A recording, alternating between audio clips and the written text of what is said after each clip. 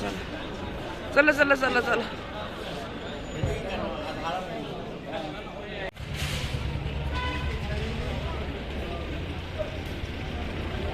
Mayam, good morning. Ngasi asana hawgalaga ko isaza khara ngam phatadana dum phamungda leireba video khara yeng ade lari khara pa ngasi je ban oini hairambada yaithokre na sitai class 12 ki exam oibagi ada ai breakfast ki haje puni pan tare ko breakfast ki kari patta za khara hekke poha chage ngasi di poha tang chage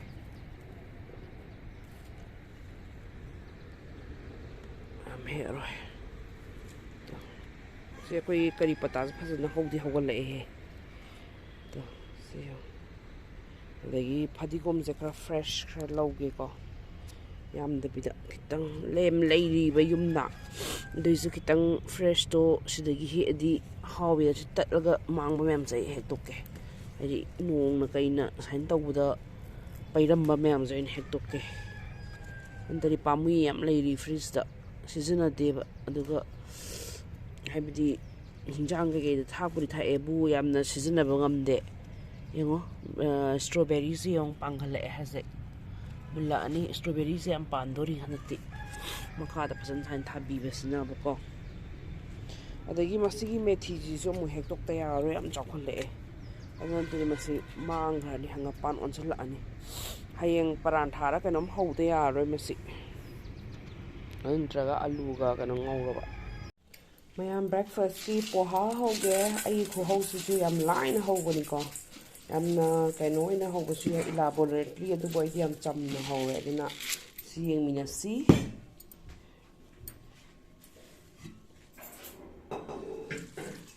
amutang suwaina chamba amutang suwaina chamaga इसिंसे आइदो किदन को तिंग बया दे सी पोहा सिदी यामना पेट चल्लेबा स्माइना हातंग थमनी मिने मंगा मु अदो soft ओइरकनी बसे तो सिदा आइना हाप तुइसे खोगी थुम कितंग ने मचु कितंग ने होप ने अदगी खोगी चिनी अंगोबा हापसु याइ को याम हाप याइ अदुबो ai gur hapage aduga sigi kari pata siga atai tilo hapasu yai habidi ai is yam chapna hawone bako habidi aina charakpa khogi rajasthan gi pushkar da style lam da charakpa do adu aina yam pamjagi be chaidun dadi loina vegetables myam hapa kholaga hawbusu yai adu yam charam me ai adu pele bhajati chaning re ba dido aduna hajiki sigi yam simple lo poha just 5 minutes ta hobu ya poha ne se breakfast se akogi sangra kanda adra se loi hapaga mix tawdoine ba se mix tawrasi ko hajek ai hapsan zarbe ka si loina aina quantity se khangabani sumaina loi haijellage ba adaga mix tawdoine ka si haijellaga mix tawdoini chamas tawge siyai khutna tawge siyai loi tawningba tawbe yai dubu aidi chamas tawjarage ko agi atopa mafam kano dasu Maharashtra adigi Madhya Pradesh ke dasu main tawne ko loinama adai Delhi da chana basu du maina ayam loin mi yam sani ba koina sum chana pada adubu koina sum lam chappa Gujarat adigi Rajasthan main sum chappa do da koi road side ta hong yo lamba phawm phomem do maina am hawe ba ada aina asim try tawge na yum na tawbadagi ne pura success oi hibidagi ba ai ngau khra ba adani am hawe ba si sign tawbase adang thau se kitang ni ko in haidi thau se yam thin hai bin de thau yam thina kam da ni hai je hai bi yam chamna id ai thau yam du saning de ko ayuk ta mi kan am saning ne na po ha thau me yam ba ju hau da bari ko ala se ai na dam hai jel la bani ho si sida moro atek pa hore last da ha pa su ya la bani sida hana khamjin ba ma mi aham da di ka do Oh, I just saw lole sa ina singju happy taste bataga ilai. Jena lole cha nang ne khang. Cinnamon do. Aju sa happy happy. Chamna yam me. So dam hai. Ha ni cha di koi jena lom ba yam haw en ai na ma dum lol halle. Adi haw we bem. Adagi hazek yang loirai ko hazu moro kano se. Morok se. Sidang kitang hapsun le manam gida mangtang loire se loire. minute manga haptasuh yarade haparo ada sida aina champra kitang chunningbane champra do laitra male so champra kitang sunjanba loibne charamdai da ko ja charamdai ne am tari khani ba tin hawbane am ta try to biyo mayam yam hawbane sigi style se thazaro aina tilhau ne sa happy sa sing ne chanam ne methi mana ko di hek padu ne adigom ju fry ni sura hape duga tomato ka ne ba happy se masala me am ha kre ada idi tomato puree se ba ja na thau khra yam hal le rajma thong bani na ba kai dai de mash to hai na smash to hai na to di puree dum sabzare na ko ishim ra hap la ba kai dum se rajma thong dai ne khoi chena rajma lo ro mấy cái rajma đó si ham ai si ham pam gì yam bu yam anh cái khoi ni kitang gi si mem se hazit na kem ho rani ba na puree wa na ya ni re rajma mo to ra hap sira ai alu ani khak ngau ge ba ko yam na chamna alu je kha sangam me si mari do le ko thak kra loi le lok thok ra ge cover se ado aphaba alu di alu ne ba hai di hawe bong bong khai do adana haw di haw ni ulake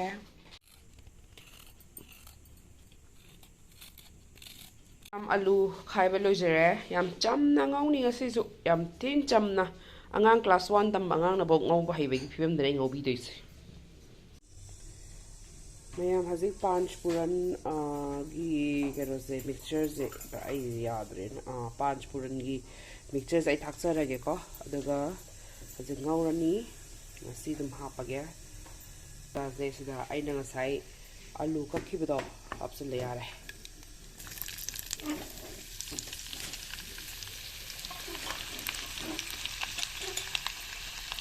ai chanam ahum ka khoi morok ka mai ke morok ani ga hapsin jage adra sida morok ra tha e machu phajuna ba machu ga thum ga len tha e adwa phajuna gau bi radi si ko ya dre ni ni ni thau ka ali ya ma ko ya ma san ya ma ga thau ga adwa ga ni kup ta ba hoi o ma ga ha nin tham ba nên là kem lòng nó bên này bên tàu thì sẽ rồi làm lôi với tâm này kem trắng lòng nên hay điểm và coi gì may mặc ha là thì cà su càแต่ว่าcoi các lòng vào được máy làm cho nên là khi ăn gìเนี่ยเผาวันนี้ไอ้สิคางสิต้องเผาไปเสียมนั่นนุ่งไงแบบนั้นกุยแล้วว่าคางเนี่ยสิจะแก่สุดเลยสิคางจ้ะคุณนี่ถ้วยก็ลุมโดยชุดมันคางสิหัวมีก็สิสู้ไม่มาเท่ากันอันนี้ปังทุกใจนี่มาแล้วบัวราหูเสียมหอยก็สิดาบัวราหูบัวหอยแต่กี่ซุ่มบักกังหูบัวหอยใกล้กินนั่นเนี่ยไทยแบบนี้เนี่ยกักเราไปดูเขาอยู่ประกาศไอเดนแต่เป็นตัวแบบสี่สิเดี๋ยวพัซเลยกังหูเสียมทิ้งพัซเลยหมดเลยยังโง่วันนี้น้องชิดเรื่องกับทุ่มใจปานแล้ววันนี้จ้าเกพุทโธอกันขันบะอะไรกันแต่ช่วงจ้าบักชันเดรมแต่ก็โฟโต้มันแต่น้ำมันเยี่ยมพัซRajma zu loi se le cha thong ba phazan loi se le rajma je haw ra ni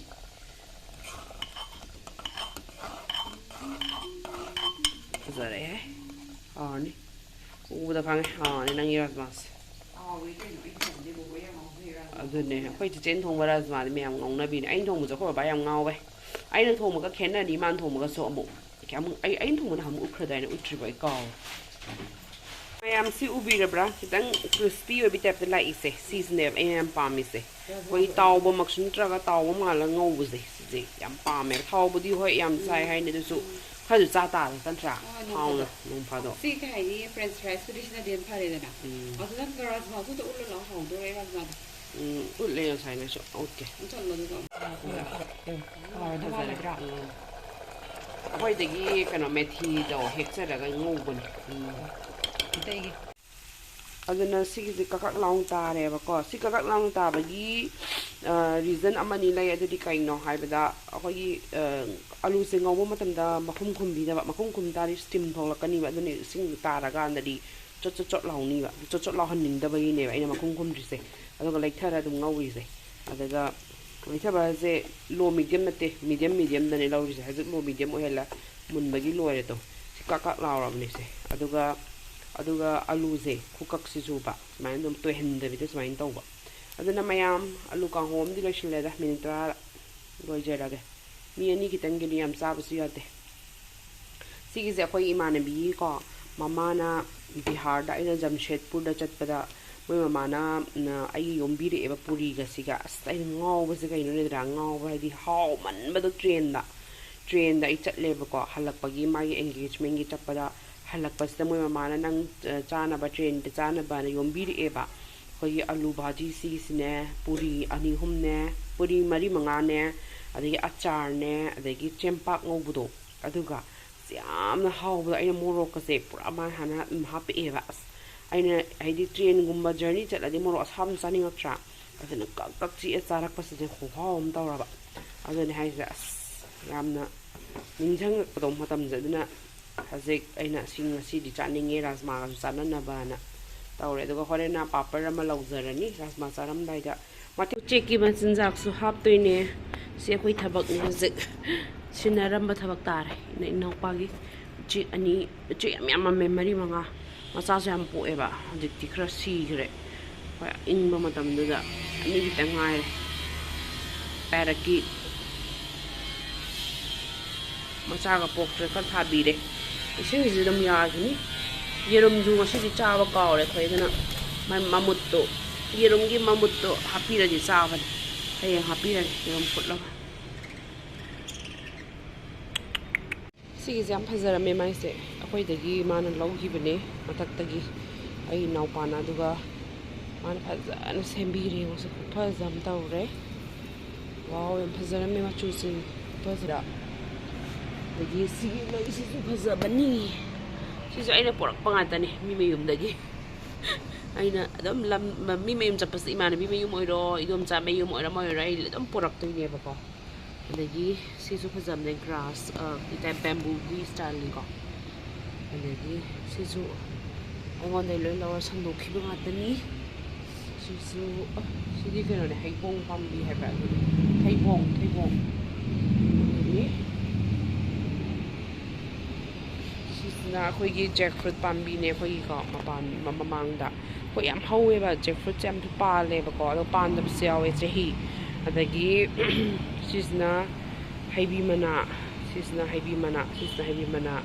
adagi sisna khoi kari haida tar pon da kat pa hidu ne sise au thokri je mami hai chang te kari ba am hau bodo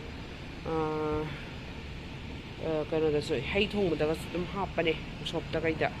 au thokare mami inchanga ga ren comment ten ha pa ge kano da I know mapan sa le spring la matam di ngai de kanam ta gi ko yengo spring se phazara ra I know lagi ko no ni le horo phazana no ngai na bye bye